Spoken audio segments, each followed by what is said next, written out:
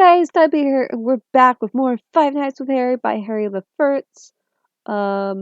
Last time we left off, we were introduced to a bunch more, animatronics, I guess. We got more from Theodore and those guys, and then we were introduced, Sirius and Remus found, I believe, two animatronics, a bird, and then what looks to be a dog, apparently. And we left them facing against that dog. We don't know if it's gonna hurt them yet, but we're about to find out in this chapter.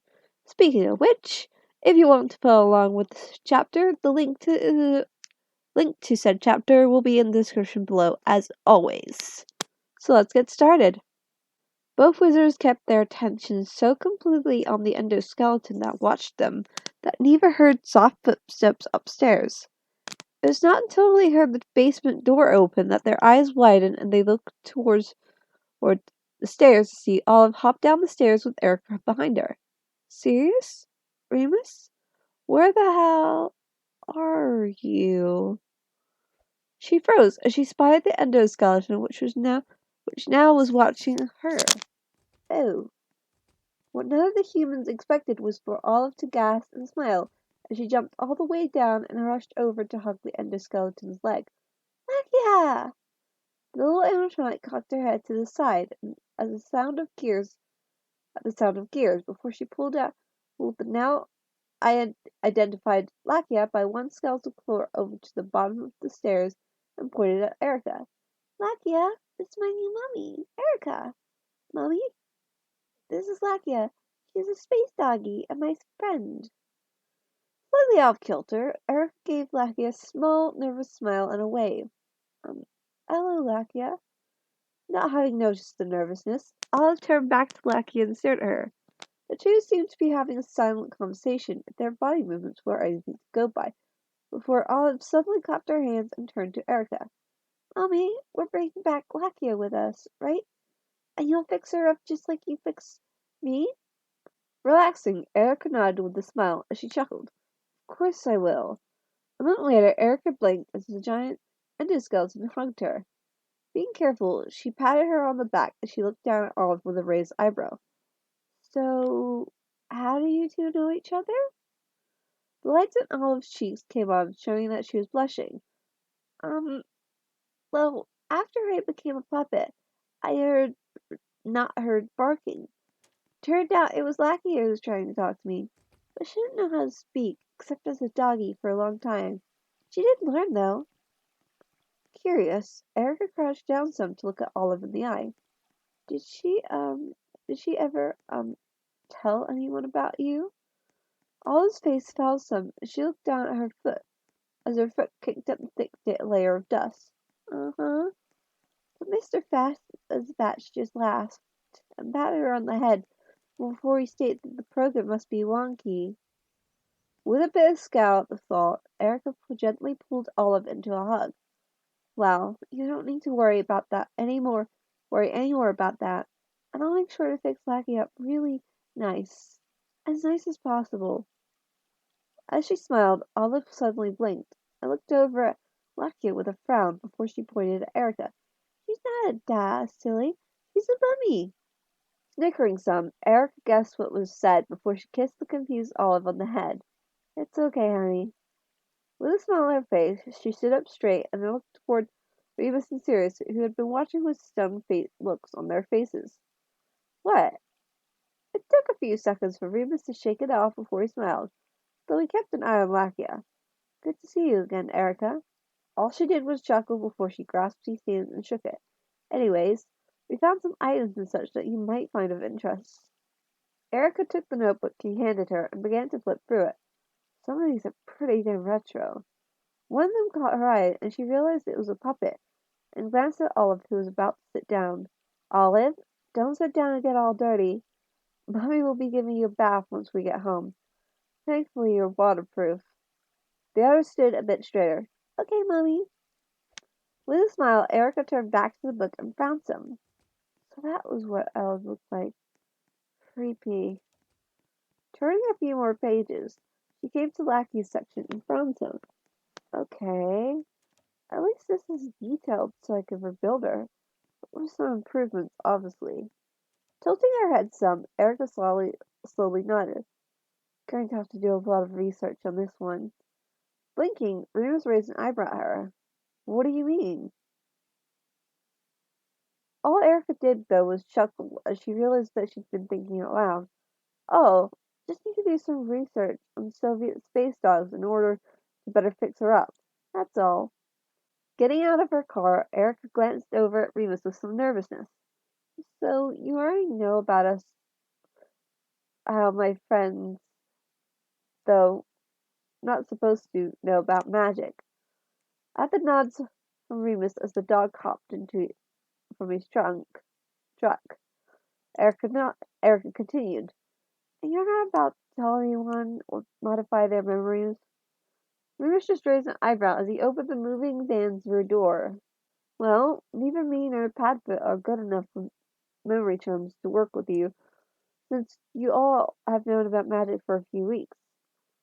And then there's and, and then there's that I suspect Harry would be rather annoyed with us. The moving van shook on its suspension as a large form walked to the edge. In the dying sunset, the form was revealed to be Lackey's endoskeleton. He looked around before he leapt down, flakes of rust falling from her. I'm heating up this. All jogged up best that she could and pulled her towards the house. Come on, Lakia. Mummy said that she has her workshop set up and will be able to fix you soon. From where she stood, Eric only shook her head and chuckled. She's excited, though since this is one of her old friends, I can't forgive her. All Remus did was smile before he reached in as he ignored Sirius and his dog form running everywhere in the yard. So you'll be working on her first? Her attention having been caught, Erica turned to her. Wait, what? Her attention having been caught, Erica turned to him and gave him a raised eyebrow. Of course I'll be working on her first. Though mainly in her endoskeleton until I can get together the parts for her new costume. Other than that, I'll do some work when I can on Polly, though she'll be the easiest of all of them. That caused Remus to blink as him and Padfoot followed Erica toward the house. Don't you need to fix him a costume as well? Chuckling, the animatronic engineer grinned. Nah, Polly's costume is actually easy to work on for costumes. Partially because I know a guy who makes animatronic birds, so I can ask him to me one for Polly. Guy owes, guy owes me some for stuff I've done for him. They then entered the house to see Michelle watching the basement door from which the conversation drifted up from. Hey, Michelle, did Olive already take Lagia downstairs then? With a blink, Michelle nodded before she turned to see Remus there along with a dog that seemed to be... Is it checking me out? What the fuck? She shook it off before she glanced back at Remus, who seemed highly amused. So, who's this? Before Erica could say anything, Michelle smirked and crossed her arms across her chest. I didn't know that you were into older men after all. Both Remus and Erica jerked back before the younger woman held up her hands. Whoa! It's nothing like that at all, Michelle. This is Remus. As Remus held out a hand, Michelle took it and nodded. Right, the pervert. The werewolf paused as Erica face palmed and the dog barked as if it was laughing. Why do people keep saying that? Michelle gestured at her upper lip with a slight grin. It's the mustache, most likely. Then turned, but was surprised by the dog transforming into a man and jumped back. What the fucking hell? However, a moment later she winced as Erica smacked her in the back of the head. Calm down the swearing, Michelle. I do not want Olive to start because she overheard you. As Michelle rubbed the back of her head, Erica gestured at the man who had been a dog. This is Sirius Black that Harry told us about. Ignoring the glare that her friend gave her, Erica walked over to the basement door and called down. Olive, Mommy is going to be running a bath so that she can get you all nice and clean. There was a pitter-patter on the stairs before Olive appeared with an excited look on her face. Can it be a bubble bath with lots of toys? Like a rubber ducky? While she tried and failed to hold back some giggles, Erica nodded. Sure, Mommy doesn't mind making a bubble bath. Mommy just got you some new toys for you to play with. Still smiling, she reached down and grasped all of the floor as she started to walk. Now then, we won't be in the bath long as we have guests, but we should get you all squeaky clean, snapped Dash. As she cheered, Olive clapped her paws together. Yay! From where she leaned against the wall, Michelle sighed and rolled her eyes. Man, I swear that Erica enjoys being her mother way too much. But then as she noticed something and narrowed her eyes.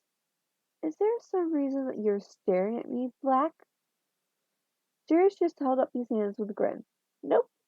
So, you're Michelle Smith, then? Or not? He leaned over towards Remus and whispered towards him. You really weren't kidding. Girl's got a bloody cracking figure. Harry's a lucky man. He trailed off as he felt breath on his neck and slowly turned to see a highly unamused Michelle there, using a glare her father taught her as she gritted her teeth. One, I really hate people staring at me in that manner. And two, Michelle's hand shot out and grabbed him by the collar and dragged him close to her face. Me and Harry are just friends. Then, with casual ease, she flung him back and stomped off. For several minutes, Sirius stood there as he patted himself off before he turned and looked at Remus with an expression on his face. Moody? All the werewolf did was raise an eyebrow. Yes, Sirius? Suddenly Sirius grinned as he cackled. Our little froglet seems to have taken after his dear old father with how he likes them fiery. I fully approve. With a sigh, Remus face farmed. Oh, brother. Harry and Michelle slowly walked away from the cinema behind them before the teenage wizard looked at the watch he got for his birthday. Only 10? Not bad. Harry glanced at Michelle and smiled. That was a pretty good movie. Thanks for inviting me. All Michelle did was slurp her drink before she smiled back at him. Well, I really wanted to see it. I'm just sad that none of the others could show. Erica's too busy fixing up the animatronics, and Lisa had other plans with the guy that she's dating. Besides, it really sucks going to a movie alone. So I'm thankful that you managed to make it. Suddenly she grimaced. The only problem were those dickheads in the back of the theater making a ruckus. I was just thankful that they were thrown out. There was a similar grimace on his face. Right. Them. Narrowing her eyes, Michelle frowned. Let me guess. You know who that bunch was? While he released a sigh, Harry nodded. They're a gang led by my cousin, Dudley Dursley, or as my Aunt Juna calls him, Dudders or Dudley Kings. Michelle started to hack and cough as soda spray came from her nose. You bastard! I was drinking! She handed him the soda as she took out a napkin and blew her nose. God, I hate it when I laugh when I'm drinking something. Was she sure she had got it all? Michelle gave a playful glare before she shoved Harry. You asshole! You did that on purpose! However, Harry just shrugged with a small smirk before he handed her soda back as his face fell. But yeah, I know, unfortunately, since I live with Dudley and his parents. Once more, there's a frown on Michelle's face. And let me guess. Going by the nicknames you gave, your cousin gets away with a lot of stuff. The fact that Harry only shrugged told her a lot more than he thought. But having guessed what prying deeper would cause, Michelle dropped it. Besides that, it was a fun movie. Before Harry could say anything, though, there was a shout, and both turned to see a sneering Dudley walk up with his group. Hey, freak, what are you doing here? Then he saw Michelle and gave her a grin as he ran a hand through his hair. And who's the hottie? Not having seen Michelle's twitching eyebrow, Harry rolled his eyes.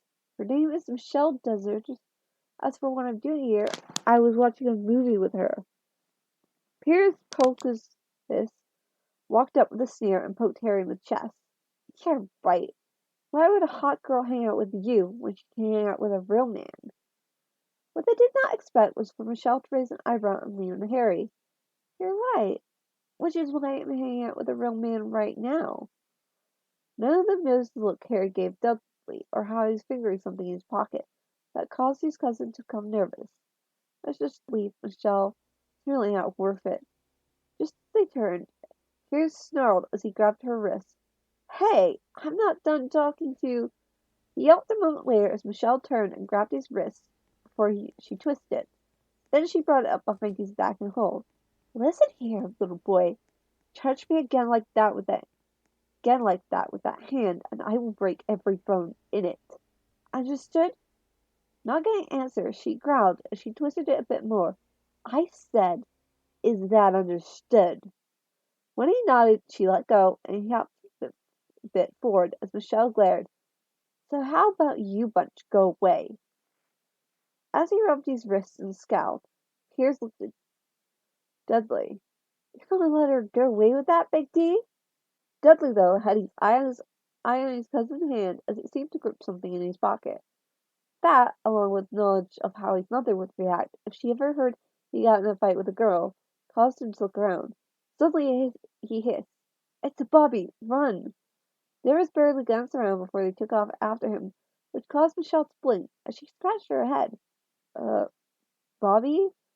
Why are they scared of someone called Bobby? Harry just sighed, and he smiled a bit, his body relaxing as they started towards her car. Bobby is another word for police here in Britain, Michelle. He ignored her blush as he looked her over. Where did you learn to do that? Confused, Michelle blinked. What? The whole arm twist thing? After he nodded, she shrugged. Dad was always a scrapper with things like bar fights. I was a bouncer and all that. Told me he did some underground fighting when he was younger.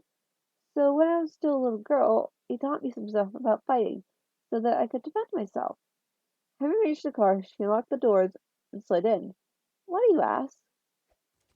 Slightly embarrassed, Harry started to rub the back of his head. Well, it was pretty cool. I was wondering if you could teach me some things. Blinking, Michelle felt her cheeks heat before she nodded. Sure, I don't mind. As the car started, she sighed. Well, anyways, that kind of brought my mood down. While he frowned, Harry scratched his chin before he blinked. I know this place close to Freddy's that has some good coffees or hot chocolates. They also have some good pastries as well if you want. I'll pay. His only reply from Michelle was a grin and a nod as she backed out of her parking spot.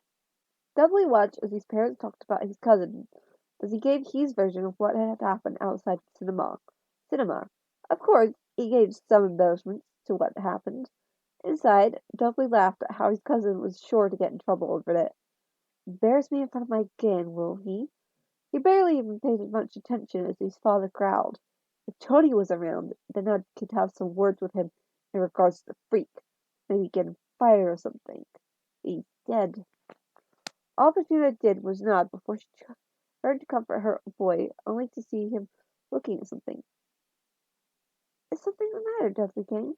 Confused, he shuffled the flyer of Freddy's that had golden bears on it. Just this weird thing. With a frown, both her and Vernon shook their heads and grumbled about freakish posters, for they both stiffened as they noticed what looked like a golden version of Freddy limp in the sitting room across from them. Suddenly, two green eyes opened in the eye hole, and it slowly stood. Hello, Toonie.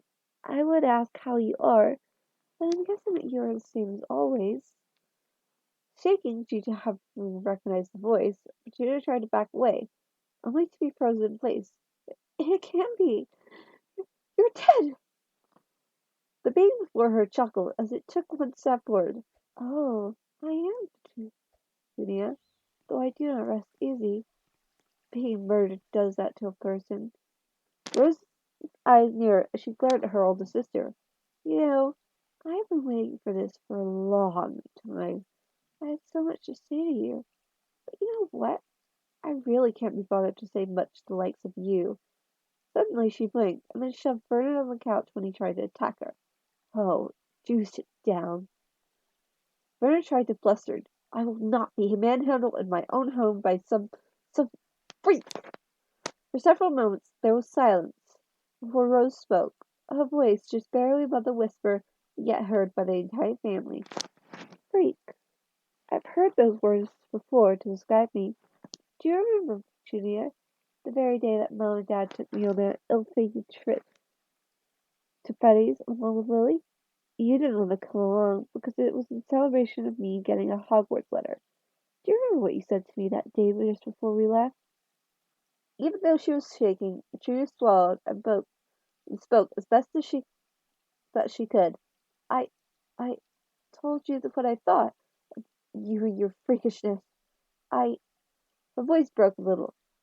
I said that I hoped that soon I would not have you in my sight ever again.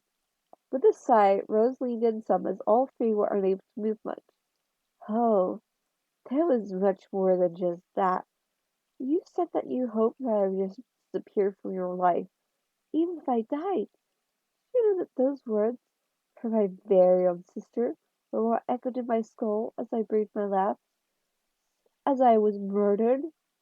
Rose seemed to search in Petunia's eyes, which were set in a pale face. I said that I would not say much to the likes of you, and I won't. I'm past caring about what you said 18 years ago. But I will say that I'm disappointed in you, Petunia. Harry, our nephew, is placed in your care. Swallowing, Petunia tilted her head back some. I did not have to take him into my house. That old man said that he would be protected, and so would we if I did. I put a roof over his head and food on his plate, which is more than I could have. Once more, silence descended onto the room as the two Dursley males watched. Oh, I won't deny that you gave him a place to live, Petunia. That was all that you did. Where's the love, the care? No, you did not give him all that he needed, especially when you know that if the positions were reversed, that Lily would have taken in Dudley without a second thought and cared for him as if he was her own. But you didn't do that, did you? There was the slightest tremble in Petunia's body, and her eyes had a slight shininess. Rose. Finally, Bernard broke the spell on him and grunted, and his mustache bristled. I don't know who you think you are, but enough is enough. Leave. Rose's shoulders shook in silent laughter before he shook her head. Oh, Bernard, I'm Rose Evans, your dead sister-in-law.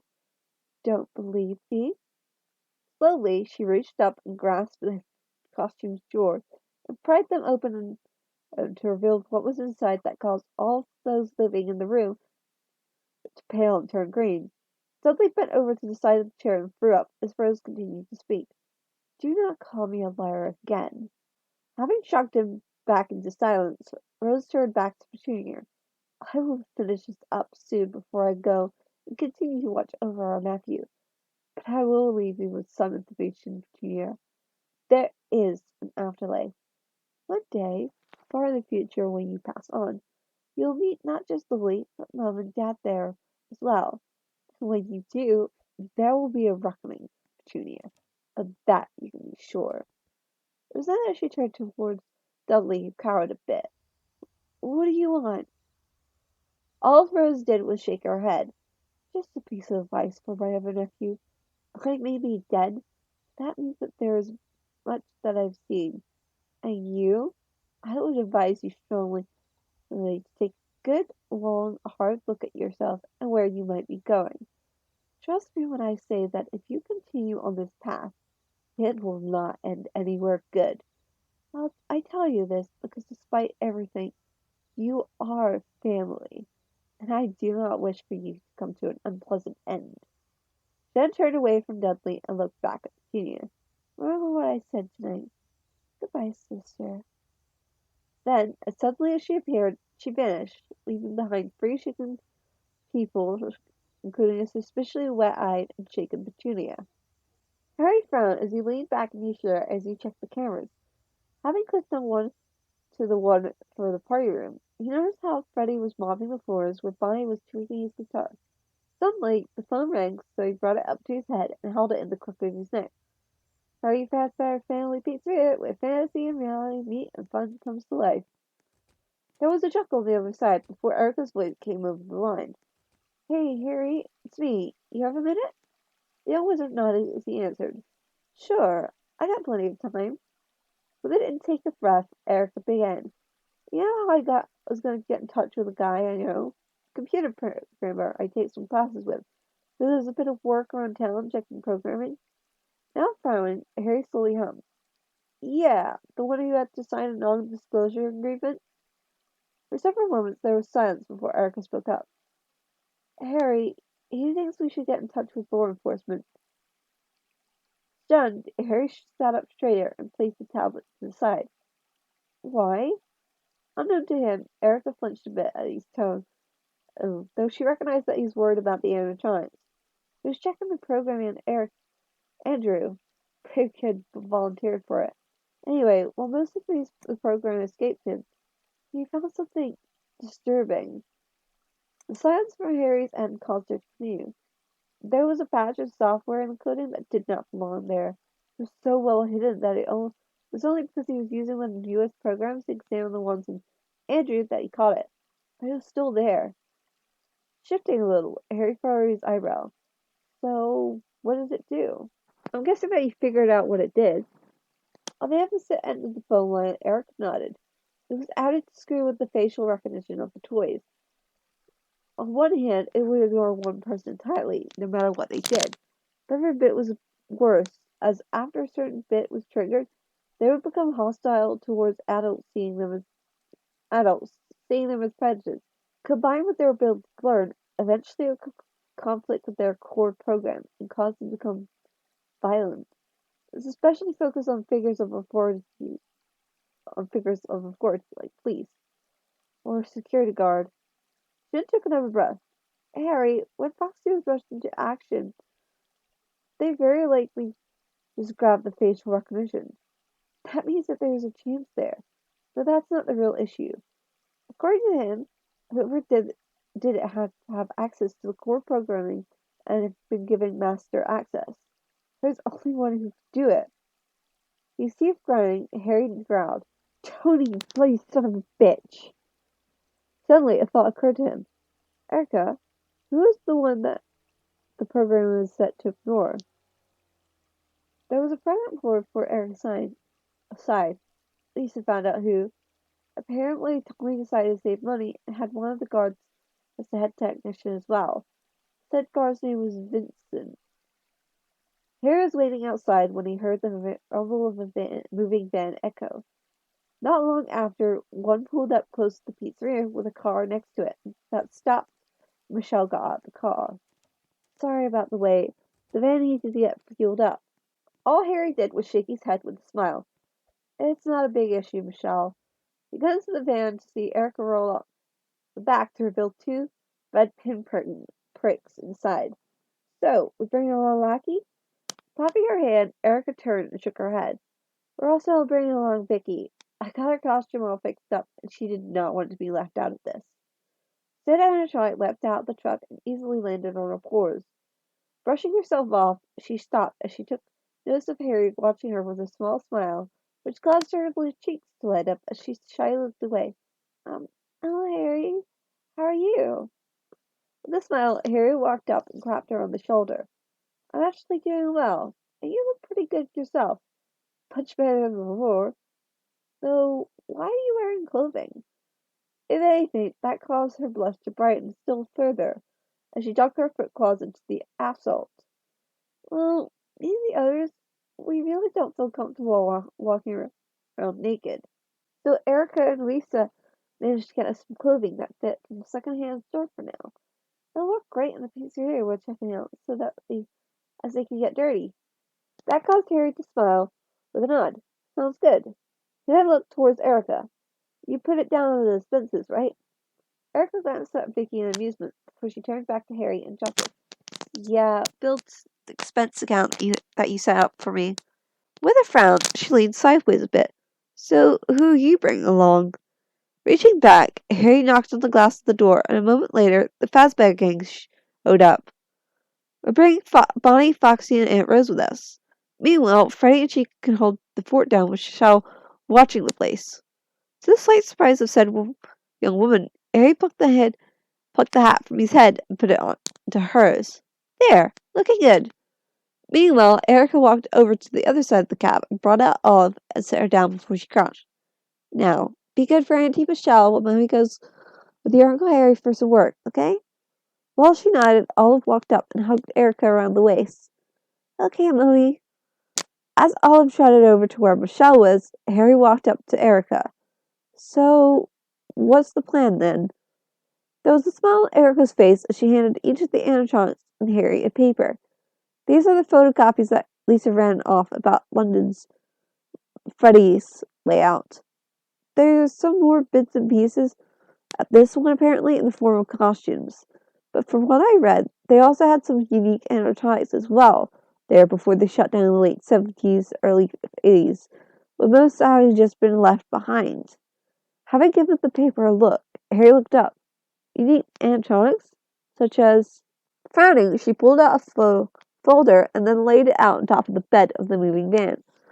There's not a lot that we have found on them, actually. Not names, anyway. Erica then gestured at them. We have from the top a T-Rex, an opossum, a wolf, a cat, and 2 badgers. There might be others there, though. With a frown, Foxy rubbed the curve of his hook against his chin as he studied the papers. Arrgh, and with how ye have already found active animatronics, you cannot take any chances. We may be seeking booty, but we need to keep a fine eye out for danger. Vicky found herself. And since it's in London and we need to get there and back before 6 morning, just in case. All Erica did was nodded. It'll take about an hour to get there, hopefully, and an hour back.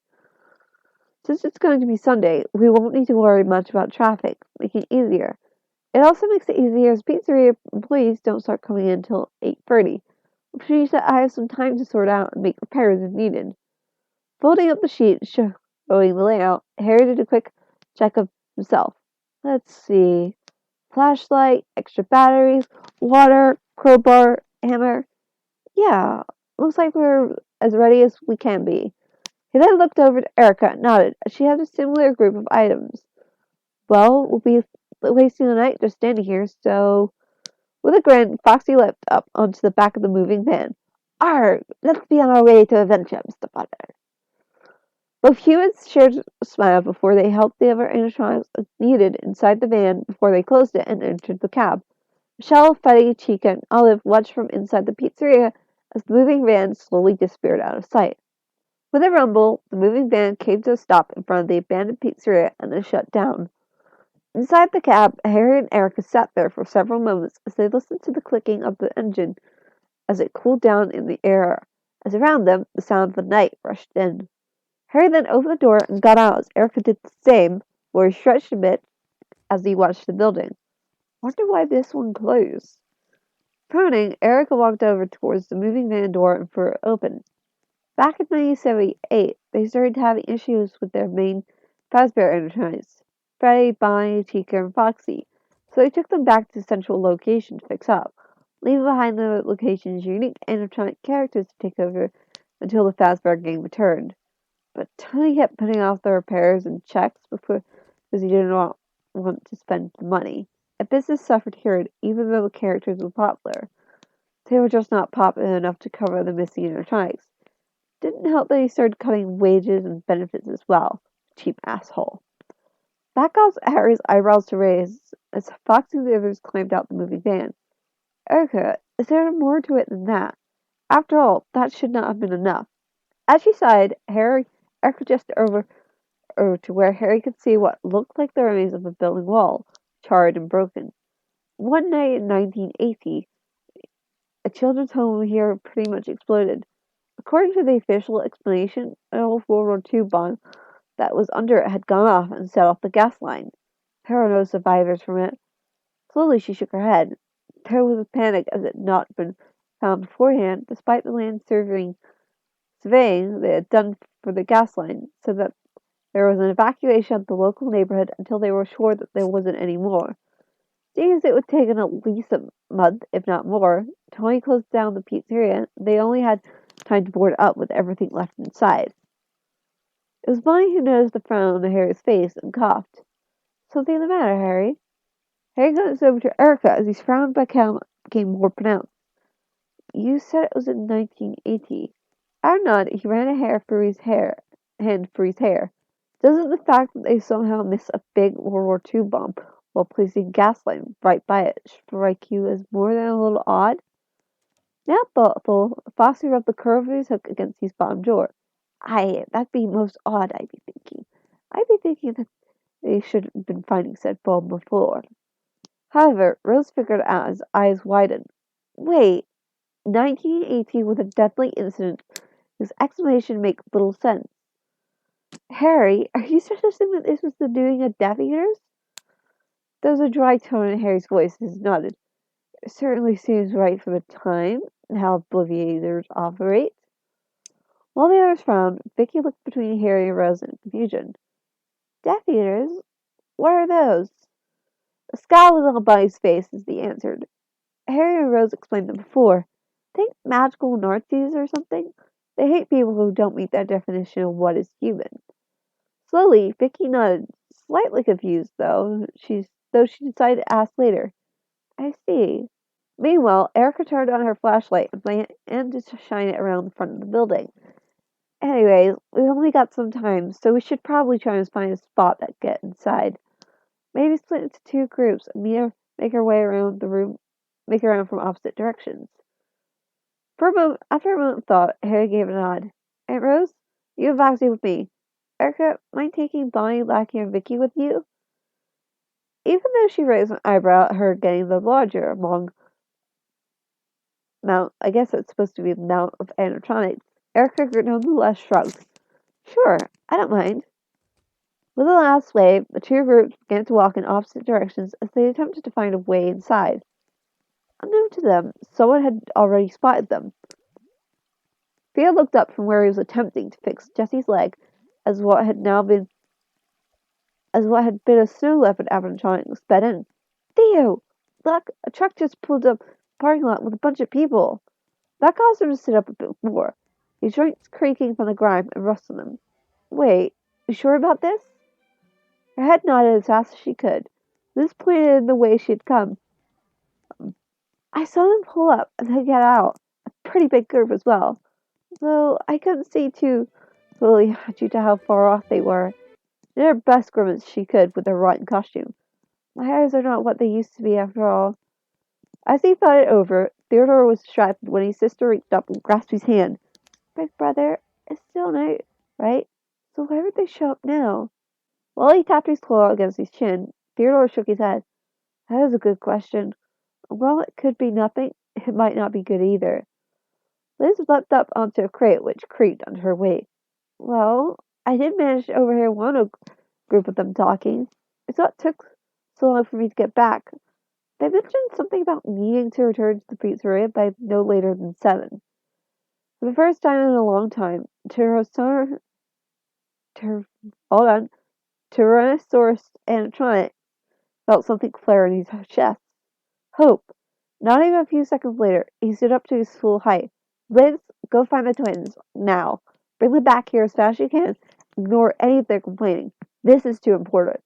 Suddenly he looked unsure before he looked down at Jessie. Sis, I'm sorry about this, but the sable wolf animatronic shook her head before she gestured with her hand. Go on and find Opal, big brother. I'll be fine. Shen noticed he was still unsure and so reached out and smacked his leg. Go! Theodore laughed, but not before he piled up some boxes to hide his sister in case someone showed up before he returned. Then, with a final nod to Liz, they left to find the others. As they walked around the building, Foxy frowned some as he looked towards Harry as they searched for a way inside. May I be asking a question, matey? When Harry nodded, he frowned some. Why you be having the last take of the most animatronics, with you only having myself and Rose? Chuckling, Harry shook his head a bit.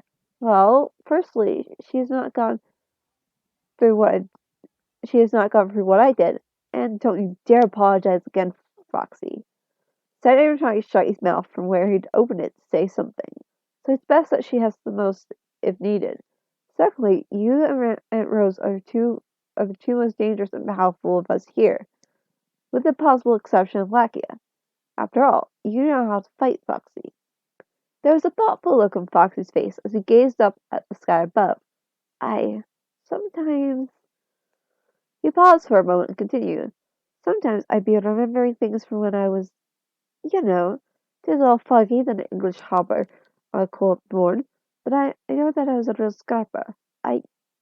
Remember when he knew it was all bloody after some older kids tried to kick it, I think? Grunting in pain, he did not notice that Harry had stopped as he reached up and held his head. But it all behind his armor. Having felt something on his arm, Foxy blinked and returned to see Harry gently holding his hand against the animatronic's arm. Don't force yourself to remember, Foxy. He glanced around before he turned to Rose. Can you both keep a secret? Poor Rose and Foxy looked at each other and nodded. I've been doing some research in my spare time, trying to track down your families just in case. Foxy stood there for a moment before he turned to Harry. Yeah? That's not a joke? I feel like I'm sounding Scottish instead of pirate, but they're basically the same at this point. At the shake of Harry's head, he reached down and hugged him. Thank you, Harry. This year-old sea duck appreciates it greatly. For a moment, Harry hugged him back. You're welcome, though I don't want the others to know just yet, as it's a bit of an issue. But there is one problem. When Foxy tilted his head, Harry took a breath, trying to find which one of you is which. I'll be handling that a bit after I found all the families, and figure out a way for you to meet. Once more, Harry found the breath driven from him as Foxy hugged him before he let go and pulled away. With a sniff, Foxy wiped at his eyes. Dusty, I've been making my legs clean on dispenser work overtime. They said that they heard a shout, and they noticed that the other group was just at the edge of their sight. Hey, over here! The three of them looked at each other and jogged over to where the others were. Once they reached them, Bonnie, who had been the one who shouted, gestured at a door that was slightly ajar. Found this. It looks like someone's already got in through here at some point. As Harry examined it closer, Erica pulled out a sheet and started to look at it under her flashlight. If this is correct, then this is one of the exits close to the kitchen. Bonnie tapped his chin for a moment before he reached out and grabbed the door. How about we go in? There was a slight squeal of metal before the door fully opened. There we go. Poking his head in, Bonnie nodded as he looked around, his night vision letting him see everything. Yep, looks like the kitchen, all right. A tap on his shoulder caused him to pull out a bit as Harry looked around. Everyone got something just in case? Her eyebrows raised, Vicky pulled out a crowbar. Yeah, got my little weapon right here. They stared at her for a moment before they shrugged and walked inside. The animatronic eyes turned pitch black with a little white dot to signify their night vision was now fully on. With a frown, Harry glanced around the darker room. Where should we start first, do you think? While she looked around, Eric adjusted to the door. Let's head out into the main party room. From there, we can visit the smaller ones as needed. Once they were in the main party room, Erica slowly moved the light from the flashlight around. Maybe we should go up front first with the security offices and start there? After some thought, they all agreed and began to walk through the pizzeria, not having noticed that they had two pairs of eyes that followed them.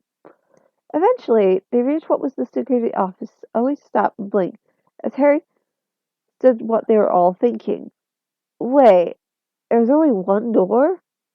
Sure enough, the security office had one door and a large window as it was entered through one hall. Once inside, they looked around and noticed all the boxes strewn around as Vicky frowned. Think that there's anything here? However, Bonnie raised a single paw and looked around with a frown. We're not alone. Foxy, Rose, want to give me a hand here? The golden bear nodded as she walked over. Sure, I can feel it somewhere under these boxes. Rose shared a look with both Bonnie and Fox as they could just hear what sounded like a whimper. Okay, easy now. We don't want to damage anything under here. Harry was the one who spotted it first. Guys, is that a paw there? With a shared look, they quickened their pace and soon uncovered what looked like some kind of canine. After she looked it over, Erica frowned a bit. I think that is the wolf that was listed here. As she walked up, Vicky found she felt something and glanced towards Foxy, who just nodded before she made a noise like she'd clear her throat as her auto senses heard a slight whirl. We know that you're not deactivated. Suddenly, the wolf's eyes lit up as she stared with a frightened expression on her face. Please, don't hurt me. Before they could say anything, there was a shout behind them. What the hell are you doing to my sister? They all turned to see a large animatronic that looked like a dinosaur in the doorway. Knowing that this could turn nasty, Harry glanced at the others before he turned back to the unknown animatronic in the doorway. Your sister? The animatronic growled as he took one step in before he realized that he was outnumbered by the other animatronics. Yes. Not wanting a fight to break out, Harry glanced at Foxy, Rose, and Vicky before he motioned them to move out of the way. Okay then. None of us hurt her, though. This note, the dinosaur animatronic walked in as he skirted just out of Harry's group reach. Once he was beside the wolf, he leaned down some still, with an eye on the group. Jessie, did they hurt you? Slowly, the now identified Jessie shook her head as she glanced at Harry and the others. No, they just, scared me when they found me is all. Another voice then spoke up as the third animatronic walked in. See? You're overacting again, Theodore. Shin turned, and they could see that she looked kind of rodent-like. Please excuse my idiot boyfriend. He's extremely protective of his sister and the rest of us. He does have good reasons, though. A smile then bloomed on her face as she held out one hand. I'm Opal, by the way, and his name is Theodore. As he shook her hand, Harry smiled some. I'm Harry, and he's got no reason to be sorry for taking care of his family. Colonel knows that I'm protective of my aunt and other members. Erica and the others knew who he meant, as well as those did not include the Dursley. Now, let me introduce the others. Once the introductions were done, Erica frowned as she shined her light on Jesse's leg and wondered how beaten and battered it was. If you don't mind me asking, what happened? Theodore seemed to be fighting himself, only for Jesse to speak up. About 2 weeks ago, a homeless guy broke in. When I came across him, he, panicked and grabbed a fire axe and a wall.